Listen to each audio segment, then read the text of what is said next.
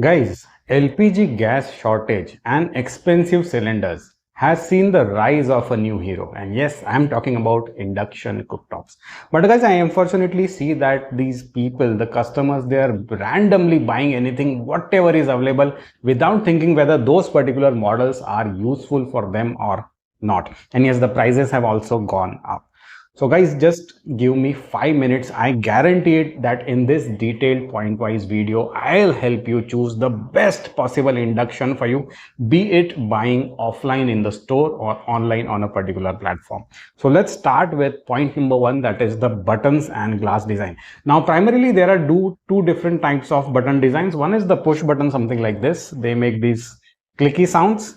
And the other one is having a full size glass panel along with touch buttons right over here. So which one should you choose? Now, apart from being noisy, the problem with these push buttons are that, after some years now, I don't know if you can see it right over here, this plastic film, the wrapper is now coming off. And what it will do is that eventually certain liquids, spilled milk or something like that, is going to enter in the machinery and the circuits of this induction, and hence by ruining it. There can also be a shock hazard if the internal circuitry gets wet.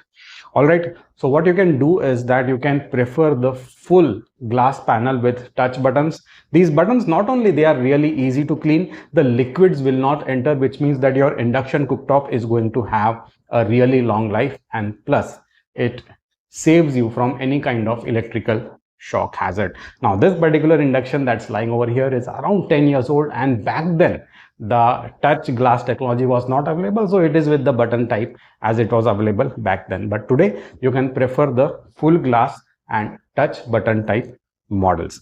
And now let's talk a bit about utensils. Now, induction works on ferromagnetic flat bottomed steel or iron cookwares only. If you want to use aluminum, clay pot, glass, or copper pots and pans, or if you have a huge collection of old utensils lying around, then what you can do is check out its main competitor, that is the infrared cooktop. The detail is available in the video description. Let's talk about the next point, that is the wattage and solar compatibility, and this is a really important one. Now, generally induction machines are available in two different brackets. One is ranging from 1200 to 1600 watts, and these guys are recommended for off-grid solar or inverter use during the power cuts. Now, after LPG shortages, guys, if there will be fuel related shortages as well, you might experience higher number of power cuts and load sheddings. So in that case, you can buy 1200 to 1600 watt model for the peace of mind. Let's discuss in a small detail what kind of setup will you need to run these induction cooktops in a purely off-grid setting. So first, let's start with a heavy duty inverter. Go with at least 3 or a 3.5 kVA solar inverter. Like I myself, I'm using my UTL Gamma Plus 3350. Setup tour is available right here in the I button or in the video description. Along with that, you will need a heavy duty battery bank, 24 volt with 180 amp hours battery or higher. Guys, if you are interested in knowing more about these setups, then you can use this link or QR to join my Telegram group, where variety of members are using induction cooktops daily on their off-grid solar setups and cooking their food for free using the power of the sun. Now, the next category. So the first category was 1200 to 1600 watts. The next category is 1800 to 2100 watts.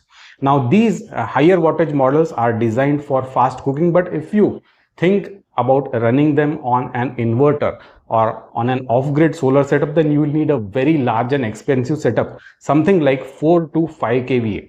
The battery bank requirement will also go up, and you will have to go for a 48 volt or higher battery bank. Now, if I need to give my opinion, then personally I will prefer go with a 1600 watt model, which is the perfect balance. So the food, the cooking speed is going to be decent, and during the power cuts you will be able to run it on your off-grid solar inverter if you have a decent setup. Let's start with the next point, that is the warranty. Now, most of these are coming with 1 year standard warranties, but some brands do offer 2 years or 3 years.